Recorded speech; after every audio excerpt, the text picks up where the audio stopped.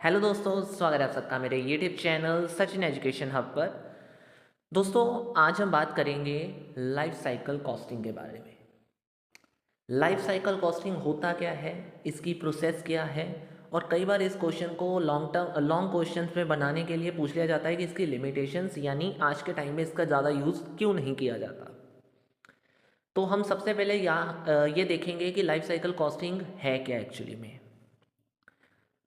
तो आपके सामने दिख रहा है कि डेफिनेशन क्या है इस चीज़ की कि life cycle costing is an approach that consider the total cost of ownership of a product और a services throughout its entire life cycle from design and production to operation maintenance and disposal. इतनी बड़ी line है लेकिन उसका मतलब बहुत छोटा सा। सबसे पहले वर्ड क्या है, life cycle. Sir, life cycle मतलब होता है एक प्रोडक्ट का लाइफ साइकिल। एक पूरे प्रोडक्ट को बनाने से मतलब डिज़ाइन करने से लेकर बेचने तक का जो खर्चा है टोटल पूरी प्रोसेस का, वो माना जाता है लाइफ साइकिल। यानी एंटायर लाइफ में जो हमें खर्चा लगा उस प्रोडक्ट को डिज़ाइन करने से लेकर, बनाने से लेकर, मेंटेन करने से लेकर, ऑपरेट करने से लेकर डिस्पोजल तक का जो खर्चा लगा, वो सारा खर्चा मिला के कितना लगा, that is consider to be the part of life cycle costing. I hope बहुत इजी मीनिंग था, कोई मुश्किल नहीं आनी चाहिए लाइफ साइकिल कॉस्टिंग के मीनिंग के अंदर। इसमें और क्या चीज़ है कि it involves evaluate both the initial and ongoing cost associated with product और सर्विस। चाहे आप सर्विस की बात करो, चाहे आप प्रोडक्ट की बात करो, दोनों की क्या इनिशियल कॉस्ट लगी इसको लेकर आने में, और क्या इसकी ऑन गोइंग कॉस्ट लग रही है, उन दोनों के बेसिस पे हम जब बात कर रहे हैं तो ये एक लाइफ साइकिल कॉस्टिंग का पार्ट बन जाएगा। यानी कुल मिला के प्रोडक्ट की डिज़ाइनिंग से लेकर उसके सेलिंग तक, यानी उसके डिस्पोजल तक, जितनी भी हम काम कर रहे हैं, जितना भी हम काम कर रहे हैं, चाहे ऑपरेट कर रहे हैं, प्रोड्यूस कर रहे हैं, मेंटेन कर रहे हैं, सारा का सारा इसमें ही आ जाएगा।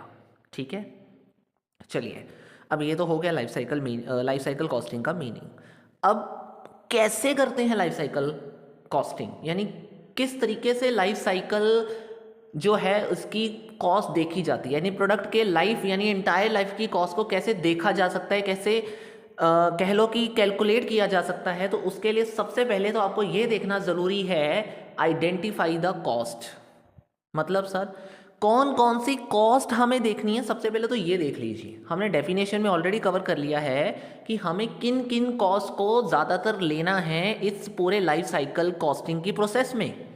सबसे पहले हमें आइडेंटिफाई करना पड़ेगा किन किन कॉस्ट को हमने कलेक्ट करना है। तो सबसे पहले जैसे कि अगर हमें एक्वाजिशन कॉस्ट है, हमें वो लेनी है, ऑपरेटिंग कॉस्ट भी हमने लेनी है बीच में, मेंटेनेंस कॉस्ट लेनी है हमने बीच में, या फिर डिस्पोजल के बेस पे जितनी कॉस्ट लगी है वो लेनी है बीच में। यानी एक तरीके से कैटेगराइज हमने देखना है उस कॉस्ट को करके कि किस किस तरीके की कॉस्ट लग रही है और उसके बीच बीच में किन किन कॉस्ट को हमने लिया है। यानी टोटल कैटेगराइजेशन हमने करनी है कि किस किस तरीके की कॉस्ट हमने बीच में इंक्लूड करनी है, ताकि हम उसका टोटल बड़े आसानी से कर सकें और उसको एक मेन हेडिंग के अंदर डालकर पता कर सकें कि डिस्पोजल कॉस्ट कितनी लगी, मेंटेन कितनी लगी, ऑपरेट कितना लगा, प्रोडक्शन कितनी लगी, डिजाइनिंग पे कितनी लगी। ठीक है, तो पहले हम उसकी कैटेगराइज में बांटेंगे उसको। लेकिन सेकंड है कि जब हमने उसको कैटेगराइज कर लिया, उसको कैटेगरी में बांट दिया, now we have to estimate the cost. अब हम एस्टिमेट करेंगे कि उसका क्या एस्टिमेट है कि हम मतलब जो आज हमने देख लिया कि ये कॉस्ट हमें देखनी है, तो फ्यूचर के लिए वो कॉस्ट मुझे कितनी लगने वाली है। क्योंकि आज मैं प्रोडक्ट बनाने वाला हूँ ना, तो मुझे पता चल गया कि ये कॉस्ट मैंने इस प्रोडक्ट की चेक करनी है, तो मैंने ये तो देख लिया। अब एस्टिमेट भी तो करूँगा ना कि कितनी कॉस्ट लग सकती है इस प्रोडक्ट को बनाने में, इसको डिज़ाइनिंग में कितनी कॉस्ट लग सकती है, इसकी मेंटेनेंस में कितनी कॉस्ट लग सकती है, इसके ऑपरेट करने में कितनी कॉस्ट लग सकती है। ये सब चीज़ें मैं देखूंगा ताकि मैं फ्यूचर की एस्टिमेशन कर पाऊँ आसानी से, मैं फ्यूचर बेस्ड डेटा कलेक्ट कर पाऊँ आसानी से।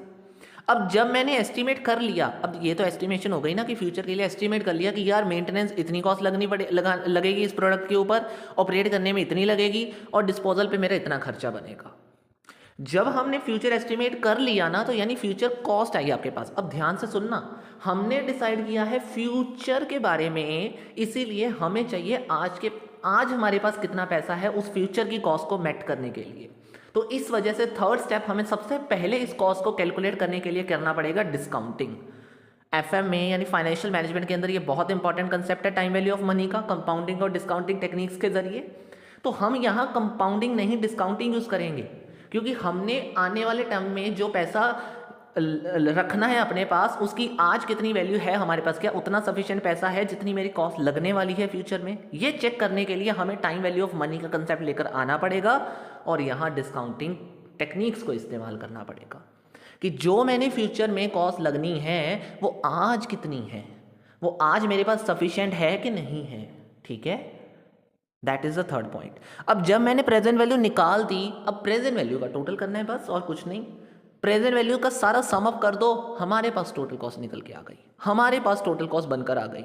अब जब सारी कॉस्ट निकल के आ गई, सम बनकर आ गया कि लाइफ साइकिल कॉस्ट कितनी लगने वाली है, तो सर अब लास्ट में क्या करेंगे, एक इंपॉर्टेंट स्टेप जरूर करेंगे कि उसको कंपेयर करना है। और ये स्टेप क्यों ज़रूरी है, ये इसीलिए ज़रूरी है, सपोज जो प्रोडक्ट मैं बनाने वाला हूँ उसका कोई ऑल्टरनेटिव भी है, तो मैं जो ए प्रोडक्ट बनाने वाला हूँ उसका बी ऑल्टरनेटिव है सपोज, तो मैं बी को भी चेक करूंगा। तो दोनों ऑल्टरनेटिव में मैं कंपेयर करूंगा कि which alternative is better for me to get the future cost to be reduced, ताकि मैं कम से कम कॉस्ट में वो अच्छा सा मटेरियल बनाकर कस्टमर की सेटिस्फेक्शन ले पाऊँ, कस्टमर को सेटिस्फाई कर पाऊँ, कस्टमर की नीड को पूरा कर पाऊँ। क्योंकि कॉस्ट तो मुझे लगेगी, कॉस्ट इस तरीके से लगनी चाहिए कि मुझे भी सही लगे कॉस्ट, और प्रॉफिट भी मुझे हो पाए, और कस्टमर भी सेटिस्फाई हो पाए। ये सारे फैक्टर देख के ही रखना होता है ना सारा कुछ। तो ऑफ कोर्स यहाँ पे कंपैरिजन ज़रूरी है कि डिफरेंट ऑल्टरनेटिव्स के साथ इसका कंपैरिजन करके ये फाइनल करो कि क्या प्रोडक्ट, कौन सा प्रोडक्ट सही रहेगा इस कॉस्ट के अंदर। और जब हो गया तो डिसीजन ले लो, हो गया ये सब चीज़ें तो डिसीजन ले लो कि ये प्रोडक्ट फाइनल होना चाहिए, इस प्रोडक्ट की ये कॉस्ट लगनी है हर स्टेप के ऊपर, और इतना मेरे पास पैसा जो है वो फाइनेंस अभी पड़ा हुआ है इस कॉस्ट को मैट करने के लिए। डन। तो ये होती है प्रोसेस लाइफ साइकिल कॉस्टिंग को करने की। अब जब ये सब चीज़ हो चुकी है, अब मैंने पूछा था कि क्यों ये लाइफ साइकिल कॉस्टिंग ज़रूरी नहीं है आज के टाइम में, या फिर कह लो कि क्यों इसके ऊपर ज़्यादा फोकस नहीं किया जाता, या इसकी लिमिटेशंस की बात कर लो सपोज़ कि इसमें क्या प्रॉब्लम्स हैं। तो सबसे पहले है आपके सामने डेटा एक्यूरेसी एंड रिलायबिलिटी। क्यों डेटा एक्यूरेट अगर ना मिला तो सोचो क्या होगा, सोचो ज़रा क्या होगा। ऑब्वियस सी बात है यार, अगर एक्यूरेट और रिलायबल डाटा मुझे नहीं मिला, मैं कॉस्ट एस्टिमेशन गलत कर दूंगा। अगर कॉस्ट एस्टिमेशन गलत हो गई तो क्या होगा, इनकरेक्ट डेटा यानी इनकरेक्ट कॉस्ट पता चलेगी। अब इनकरेक्ट कॉस्ट की वजह से क्या होगा, जो हमारी असेसमेंट है यानी जो हमारी फ्यूचर प्रिडिक्शंस हैं वो गलत हो गए। मैंने सोचा था मेरे इस प्रोडक्ट के ऊपर कॉस्ट लगने वाली है ज़्यादा से ज़्यादा 20,000 रुपये, लेकिन उसमें मैंने एक गलती ये कर दी कि जो डेटा कलेक्ट करा था उसमें इनएक्यूरेसी है मेरे, मतलब उसमें रिलायबिलिटी नहीं है, उसमें कुछ एक चीज़ मिस हो गई थी जब मैंने डेटा कलेक्ट करा था, तो डेटा एक्यूरेट नहीं रहा। अब डेटा एक्यूरेट नहीं रहा, उसमें कोई चीज़ मिस हुई, उसकी वजह से मेरी प्रोडक्शन में कोई चीज़ मिस हो गई। अब प्रोडक्शन जो मैंने करी थी 20,000 की, सपोज करो प्रोडक्ट बनाते समय, अब मुझे याद आया कि वो चीज़ तो मिस हो गई। अब 20,000 की बजाय लग गए 25,000, तो क्या करोगे वहाँ पर, 5,000 कहाँ से करोगे अपने हैंडल। तो इस वजह से ये एक लाइबिलिटी, एक तरीके से लिमिटेशन सामने बनकर आती है। अब सेकंड पॉइंट है अनसर्टेन फ्यूचर। जब भी फ्यूचर बेस्ड कॉस्ट को डिसाइड करोगे, जब भी फ्यूचर की बात करोगे, तो सेकंड लिमिटेशन हमेशा रेडी है, यानी एक लिमिटेशन पक्का ही है, अनसर्टेन फ्यूचर। अरे भाई साहब, जब फ्यूचर की बातें करनी है तो फ्यूचर अनसर्टेन तो है ही, ये तो लिमिटेशन हमेशा है कि जो सोचा है वो होगा कि नहीं ये तो पता ही नहीं। ऑफकोर्स राइट, क्योंकि टेक्नोलॉजिकली, इकोनॉमिकली मार्केट के चेंजेस आपको देखने को मिलते ही रहेंगे, आते ही रहेंगी ये चीज़ें, तो हैंडल आउट कैसे करोगे पॉइंट। अब इसके साथ साथ आता है सब्जेक्टिविटी इन एजम्पशंस। भाई साहब, एजम्पशंस कौन बनाता है, हम लोग। डिफरेंट पर्सन डिफरेंट एजम्पशन के साथ काम करेगा, डिफरेंट पर्सन डिफरेंट एजम्पशंस के साथ आगे जाएगा। तो भाई साहब, जब डिफरेंट एजम्पशंस आ जाएंगी, डिफरेंट व्यू पॉइंट्स आ जाते हैं, तो उसमें सब्जेक्टिविटी नज़र आती है कि वो कुछ और है, वो कुछ और बना के कह रहा है, मैं कुछ और बना के कह रहा हूँ। हो क्या रहा है भाई साहब, हो क्या रहा है, उसने कुछ और प्रेडिक्ट करी है किसी और एजम्पशन पे कॉस्ट, मतलब उसमें जो कॉस्ट प्रेडिक्ट करी है वो किसी और एजम्पशन पे करी है, मैंने कुछ एजम्पशंस और बनाई, मेरी कोई और कॉस्ट बन गई। प्रॉब्लमेटिक चीज़ है भाई, is it. And the last one is fourth one is complexities. Fourth one is complexities. Complexities क्यों है, ये लाइफ साइकिल कॉस्टिंग समझ में नहीं आता, कॉम्प्लेक्स ही बहुत है। क्यों कॉम्प्लेक्स है सर, क्यों कॉम्प्लेक्स है। अरे भाई साहब, टाइम कंज्यूमिंग तो है ही, कॉम्प्लेक्स भी है। कॉम्प्लेक्स क्यों है, क्योंकि इसमें आपको प्रोडक्ट की सारी कॉस्ट की डिटेल लेनी पड़ेगी पहले तो, मतलब प्रोडक्ट के बारे में प्रॉपर अंडरस्टैंडिंग। अगर सपोज करो जो प्रोडक्ट आप कॉस्ट जिसके डिसाइड करने वाले हो, आपको उस प्रोडक्ट में पता ही नहीं है कि उस प्रोडक्ट को बनाते समय किन किन स्टेप्स को आपको आगे यूज़ करना, मतलब किन किन स्टेप्स से वो प्रोडक्ट को आगे लेकर जाना पड़ेगा बनाने के लिए, वो स्टेप्स के बारे ही नहीं पता। वो स्टेप्स के बारे में नहीं पता कि वो प्रोडक्ट है ही क्या, उसको कैसे बनाते हैं, उसका क्या करते हैं। भाई साहब आपके हाथ में अगर मैंने उसकी कॉस्ट को एस्टिमेट करने के लिए लगा दिया, आप तो मेरे लगा दो बस, चांद सितारे एक ही दिन में दिखा दो, फिर दिखा दोगे फिर मुझे, राइट। तो ये गलती हो जाती है कई बार कि ये एक कॉम्प्लेक्स प्रोसेस है जिसको समझने के लिए प्रोडक्ट को समझना बहुत ज़रूरी है। अगर प्रोडक्ट नहीं समझोगे तो भाई साहब कॉम्प्लेक्सिटीज़ और टाइम कंज्यूमिंग प्रोसेस ये है ही, क्योंकि इसमें कॉस्ट गलत हो जाएगी फिर। And the last one is limited scope. Sir आपने अभी कहा प्रोडक्ट, ऑब्वियसली यार लिमिटेड स्कोप क्यों है, क्योंकि इसमें ना सिर्फ क्वांटिटेटिव चीज़ों को देखा जाता है, सिर्फ क्वालिटेटिव फैक्टर्स इग्नोर्ड कर दिए जाते हैं, इनटेंजिबल चीज़ें इग्नोर्ड कर दी जाती हैं जो दिख ही नहीं रही लेकिन हो तो रही है ना।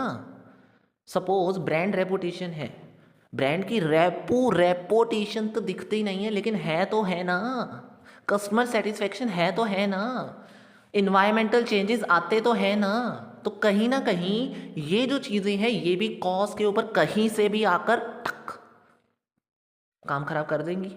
चेंजेस हो गए इन्वायरमेंट में, पॉलिटिकल चेंजेस हो गए, रॉ मटेरियल चेंज हो गया, रॉ मटेरियल का महंगा हो गया, रॉ मटेरियल महंगा हो गया, जो कॉस्ट मेरी डिज़ाइनिंग में या जो कॉस्ट मुझे उस प्रोसेस में लगनी थी वो ज़्यादा लग गई। क्या करोगे, एस्टिमेशन कहाँ गई, रद्दी में। तो बात वही आ गई। तो this is the main factors जिसकी वजह से लाइफ साइकिल कॉस्टिंग को आज ज़्यादा अपनाया नहीं जाता, लेकिन फिर भी इस्तेमाल करते हैं हम लोग, इसके बारे में पूछा जाता है, तो इसीलिए ये क्वेश्चन मैंने आज आपके लिए करवा दिया। तो बहुत इजी है, बहुत आसान है अगर समझ लिया है तो। ठीक है दोस्तों, आई होप आपको ये चीज़ अब ज़्यादा बार बार देखने की ज़रूरत कभी पड़ेगी नहीं, क्योंकि बहुत अच्छे तरीके से मैंने आपको बता दिया कि लाइफ साइकिल कॉस्टिंग है क्या, इसकी प्रोसेस यानी इसको करते कैसे हैं, इसमें स्टेप्स क्या हैं, और साथ ही साथ क्यों इसको अपनाते नहीं आज के टाइम में, यानी इसकी लिमिटेशंस क्या हैं। That's all about for today.